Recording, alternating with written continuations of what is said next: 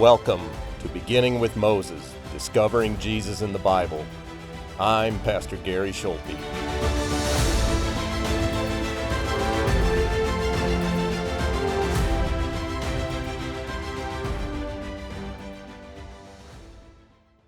Hello again. Welcome to episode 13 of Beginning with Moses, where we continue our study of the book of Genesis. As we open this episode, Jacob is continuing on his journey home with his family and his flocks from his uncle Laban's when they stop for the night. Jacob sends them all across the river Jabbok ahead of him, and it says he was left alone. I suppose that is done with intention, although Scripture does not give us a reason.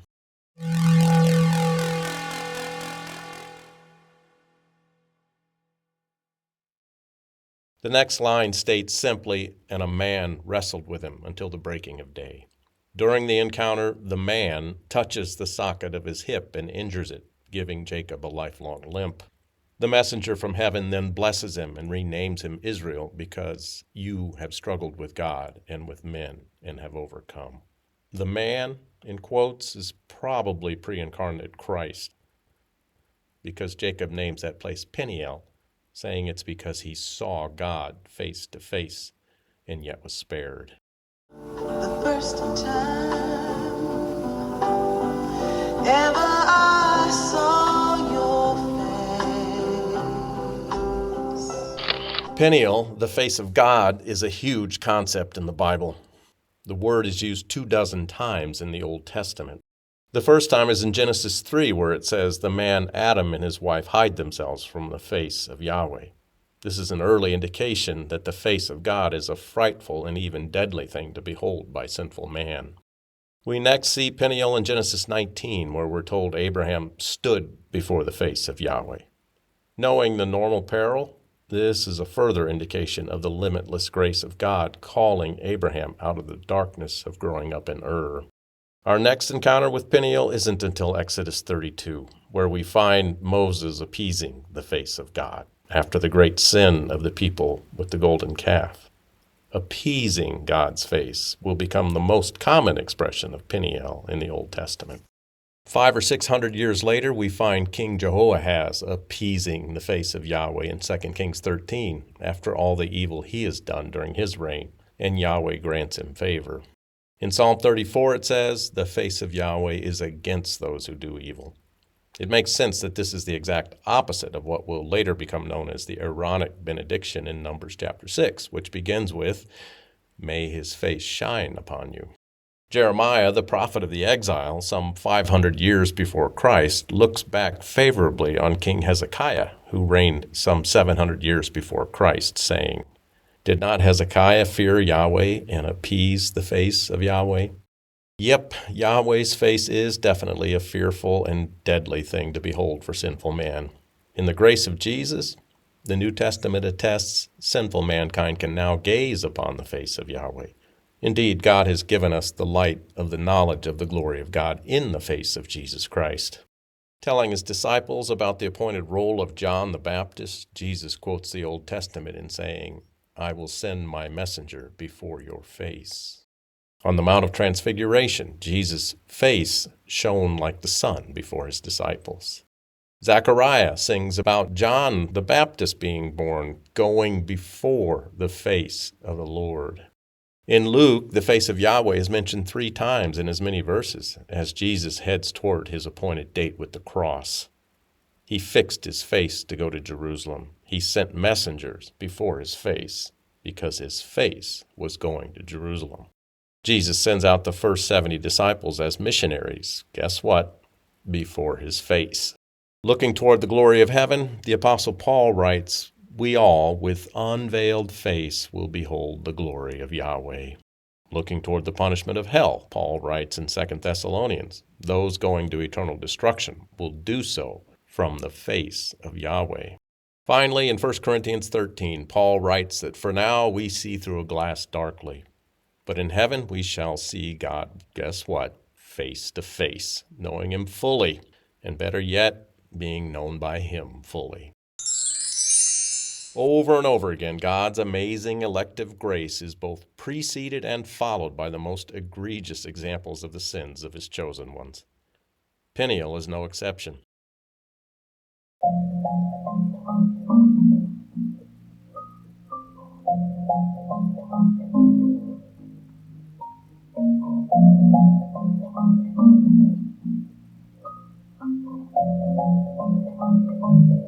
Shechem rapes Dinah. Hamor, Shechem's dad, intervenes before her 12 brothers and Jacob, telling them Shechem loves their sister and wants to take her as his wife. The brothers tell them they all need to be circumcised like them first, and then that can happen. While the Shechemites are all recovering from the circumcision, Jacob's boys come in and put every last resident of Shechem to the sword.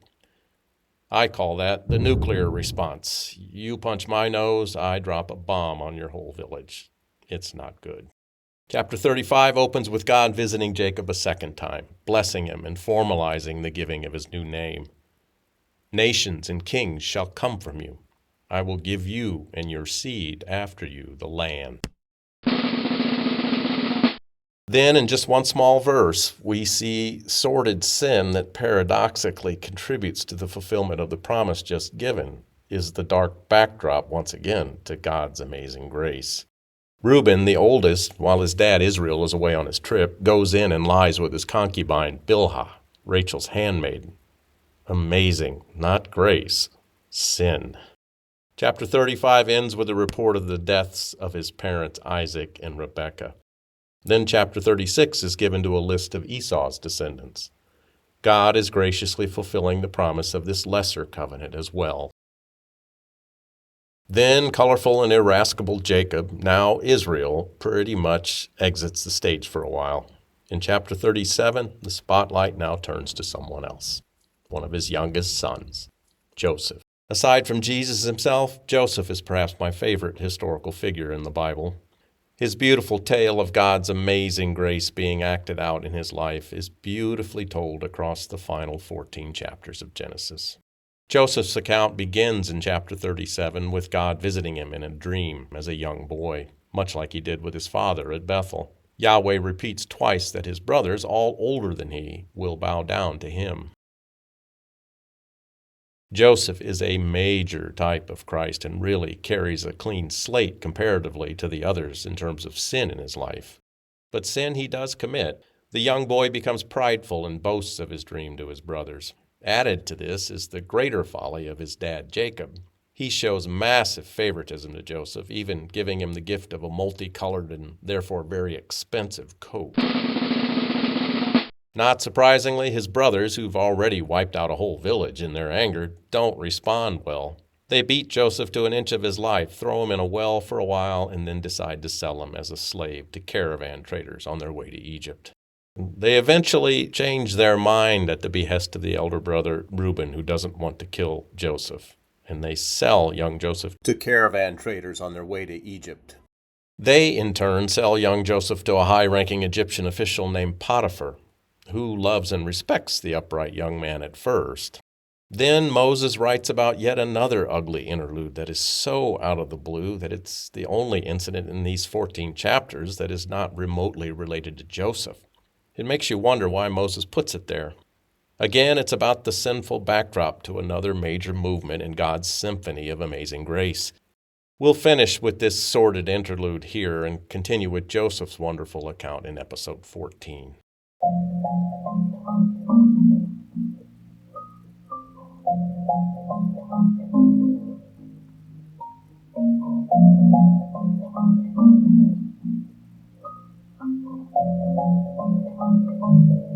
First, Judah, the chosen one, has flings with a Canaanite woman that produced 3 sons, Onan, and Shelah. Judah then takes a wife for his son who is soon put to death by Yahweh because he is evil. By the rules of levirate marriage designed to keep family lines going, the next in line is his brother Onan. Because Onan knows the offspring won't be his whenever he lies with Tamar, Scripture says he spills his seed on the ground each time. So Yahweh puts Onan to death too.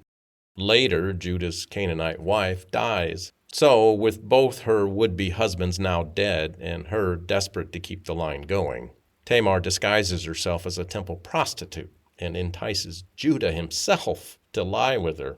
When told later that a woman in his village has been immoral, not knowing that that woman is Tamar, Judah wants to have that woman put to death. But then Tamar produces a signet ring and staff that Judah had left with her as a pledge, proving him also guilty. So Tamar is spared. Did you get all that? Yuck. In multiple ways, Judah is a pig of a human being. And get this, one of the twins born from this illicit union, Perez, will end up in the family line of Jesus.